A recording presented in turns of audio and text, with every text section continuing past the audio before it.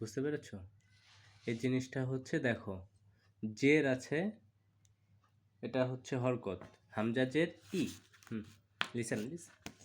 এরপরে দেখো, সেটা হচ্ছে জেরের বাম পাশে এই যে জছমওয়ালা ইয়াটা আছে।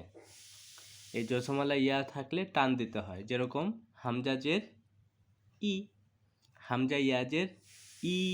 দেখেছো? এটা হরকত, এক জবর এক জের এক পেশকে হরকত বলে। হরকতের উচ্চারণ তাড়াতাড়ি পড়তে হয়, তুমি অবশ্যই জানো।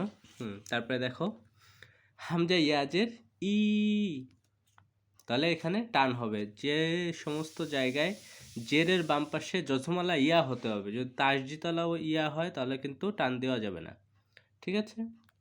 জেরের বাম পাশে জজমালা ইয়া, মদের হরফ, একালিপ টেনে পড়তে হবে।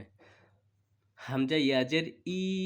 তারপরটা দেখো, দালজের দি, দালিয়াজের দি, রজের রি, রয়াজের রি, তজের তুই, পয়াজের তুই। এরপরটা দেখো, লামজের লি, লামিয়াজের লি, নুনজের নি, নুনিয়াজের নি। এখন তিনটা অক্ষরের, তিনটা হরফের মিলে একটা, এদিকে তাকাও। হামজা জবর আ, এটা হরকত। খ ইয়াজের খি, আখি। তাহলে একসাথে কি বলতে হবে আমাদের? আখি। আখি মানে কি জানো? আমার ভাই, তুমি তো পড়েছো। এরপরটা দেখো, হামজা জবর আ, বাইয়াজের বি, আবি।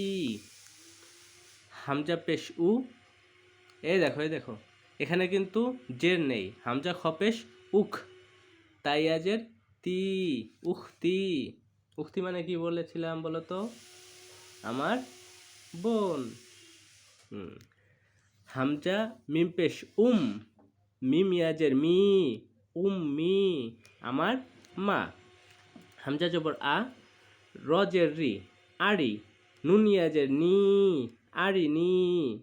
এরপর এটা দালজের, দেখো এদিকে দেখো, দাল ইয়াজের দি, নুন ইয়াজের নি, দি নি, দুইটাই টান হবে, দুইটাই কি মদ।